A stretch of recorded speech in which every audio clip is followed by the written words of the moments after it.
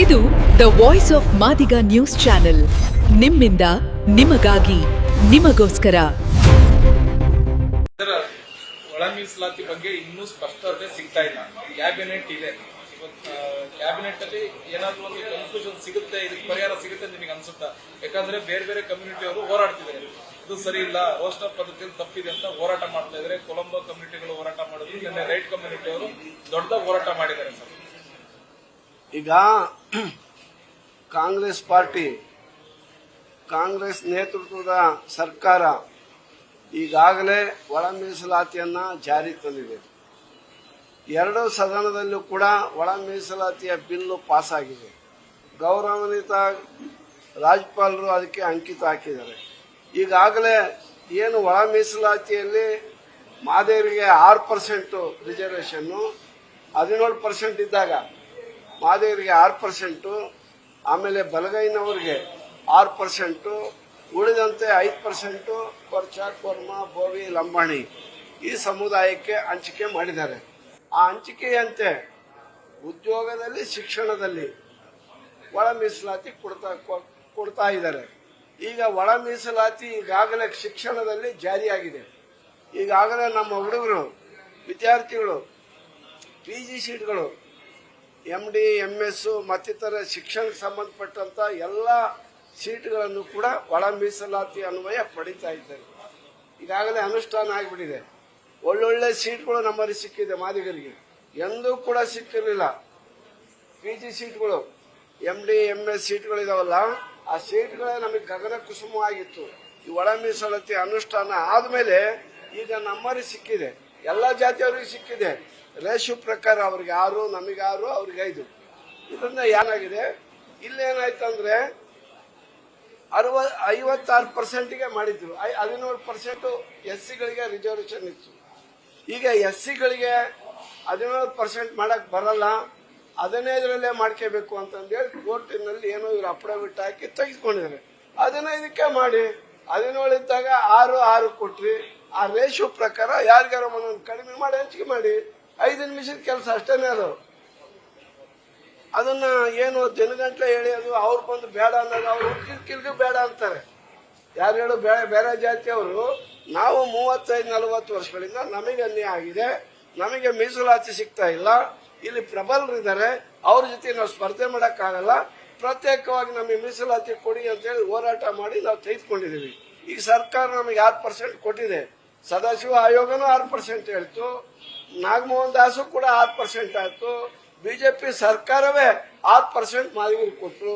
ಹೀಗಾಗಿ ನಮಗೆ 6% ಕೊಟ್ಬಿಟ್ಟು ಈಗ ಉಳಿದೆಲ್ಲವನ್ನು ಕೂಡ ಅವ್ರಿಗೆ ಒಂದೇ ಗುಂಪು ಮಾಡಿ ಅವರೆಲ್ಲ ಸುಖವಾಗಿ, ಉಳಿದವರೆಲ್ಲ ಒಂದು ಗುಂಪು ಮಾಡಿ ಪಾಪ ಅವ್ರು ಸುಖವಾಗಿರ್ಲಿ. ಸರ್ಕಾರ ಅದನ್ನಾರ ಮಾಡಬೇಕಾದ್ರೆ ಸರಳವಾಗಿ ತಾನೇ ಇದು. ಎಲ್ಲಾ ಪಕ್ಷದವರು ಕೂಡ, ಕಾಂಗ್ರೆಸ್, ಬಿಜೆಪಿ, JDS ಎಲ್ಲರೂ ಸೇರಿ ಇನಾನಿಮಸ್ ಆಗಿ ವಿಧಾನಸಭೆ, ವಿಧಾನ ಪರಿಷತ್ನಲ್ಲಿ ಇದನ್ನು ಅಂಗೀಕರಿಸಿದ್ದಾರೆ.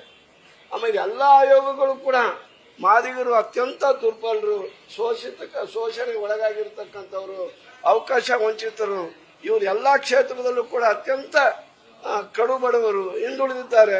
ಇವರನ್ನ ಮುಖ್ಯವಾಣಿ ತರಬೇಕಂದ್ರೆ ಈ ಪರಿಶಿಷ್ಟ ಜಾತಿಯ ಇತರ ಸಮುದಾಯದ ಜೊತೆಗೆ ಇವರು ಬರಬೇಕು ಅನ್ನೋದಾದ್ರೆ ಇನ್ನು 100 ವರ್ಷ ಆದ್ರೂ ಕೂಡ ಬರಕ್ಕಾಗಲ್ಲ. ಅಷ್ಟೊಂದು ಹಿಂದುಳಿದಿದ್ದಾರೆ. ಇವ್ರಿಗೆ ಒಂದು 6% ಕೊಡಬೇಕು ಅಂತ ಹೇಳಿದ್ರು. ಆಯ್ತು, ಅವರು 6 ತಗೊಂಡ್ರು, ಉಳಿದವರು ಕೂಡ. ನಮ್ಗೆ ಸಂತೋಷ, ಎಷ್ಟನ್ನ ಕೊಡ್ರಿ ಅವ್ರಿಗೆ. ನಮಗೆ 6 ಹೇಳಿದ್ರು, 6 ಕೊಟ್ಟಿದ್ದಾರೆ. ಅದರಿಂದ ಸರ್ಕಾರ, ಅದರಲ್ಲೂ ನಮ್ಮ ಸರ್ಕಾರ, ನಮ್ಮ ಮುಖ್ಯಮಂತ್ರಿ ಸಿದ್ದರಾಮಯ್ಯನವರು ಸಾಮಾಜಿಕ ನ್ಯಾಯವನ್ನ ಎತ್ತಿಡಿತಕ್ಕಂಥ ಒಬ್ಬ ಹಿಂದುಳಿದ ವರ್ಗಗಳಿಂದ ಬಂದಿರತಕ್ಕಂಥ ವ್ಯಕ್ತಿ. ಎಲ್ಲ ಈ ಶೋಷಿತರ ನೋವುಗಳು ಅರಿವು ಅವರಿಗಿದೆ.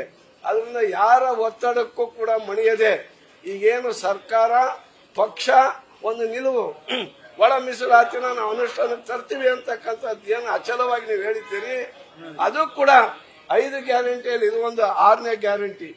ನುಡಿದಂತೆ ನಡೀತೀವಿ ಅಂತ ಅಂದೇಳಿ ಈಗಾಗಲೇ ಎಲ್ಲ ಕಡೆಗೂ ಕೂಡ ಅದು ಒಂದು ಇದು ಸಂಪ್ರದಾಯ ಆಗ್ಬಿಟ್ಟಿದೆ. ಕಾಂಗ್ರೆಸ್ನವರು ಏನಾರು ಹೇಳಿದ್ರೆ ನುಡಿದಂತೆ ನಡೆಯುವಂತವರು, ಸತ್ಯವೇ ನಮ್ಮ ತಾಯಿ ತಂದೆ ಅಂತೇಳಿ ಬದುಕಿರ್ತಕ್ಕಂಥ ಕಾಂಗ್ರೆಸ್ಸಿಗರು ಅಂತೇಳಿ ನಾವು ತಿಳ್ಕೊಂಡಿದ್ದೀವಿ. ನಾನು ಕಾಂಗ್ರೆಸ್ನಾಗ ಹೇಳ್ತಿದ್ದೀನಿ, ದಯಮಾಡಿ ಇದು ವಿಳಂಬ ಮಾಡಬಾರ್ದು. ಯಾವುದೇ ಹುದ್ದೆಯನ್ನು ಕೂಡ ಒಳ ಮೀಸಲಾತಿ ಇಲ್ಲದೆ ತುಂಬಬಾರದು. ಏನು 65,432 ಹುದ್ದೆಗಳನ್ನ ನೀವು ತುಂಬ್ತೀವಿ ಅಂತ ಹೇಳಿ ಹೊರಟಾಗ ನಾವು ಒಳ ಮೀಸಲಾತಿಯನ್ನು ಅಳವಡಿಸಿ ಮಾಡ್ರಿ ಅಂತ ಹೇಳಿದಾಗ ವಿಶೇಷವಾದಂತಹ ಸಚಿವ ಸಂಪುಟದ ಸಭೆಯನ್ನು ಕರೆದು ಅಲ್ಲಿ ನಾವು ತೀರ್ಮಾನ ಮಾಡ್ತೀವಿ, ಯಾವ ಹೋರಾಟವನ್ನು ಕೂಡ ಮಾಡಬೇಡ್ರಿ ಅಂತ ಹೇಳಿ ನಮಗೆ ಹೇಳಿದ್ರಿಂದ ನಾವು ಮಾದಿಗರು ಯಾವುದೇ ಹೋರಾಟಕ್ಕೆ ಇಳಿದಿಲ್ಲ.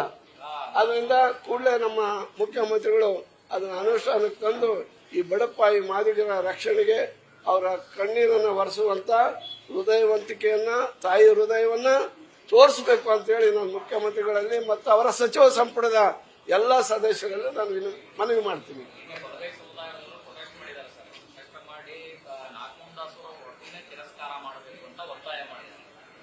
ಮಾಡ್ಕೊಳ್ಳಿ, ಅವ್ರವ್ರ ಸ್ವಾತಂತ್ರ್ಯ. ಅದೇ ಅಂಬೇಡ್ಕರ್ ಹೇಳಿರೋದು, ಏನೇನಿದೆಯೋ ನೀವು ಹೋರಾಟ ಮಾಡ್ರಿ ಅಂತ ಹೇಳಿ.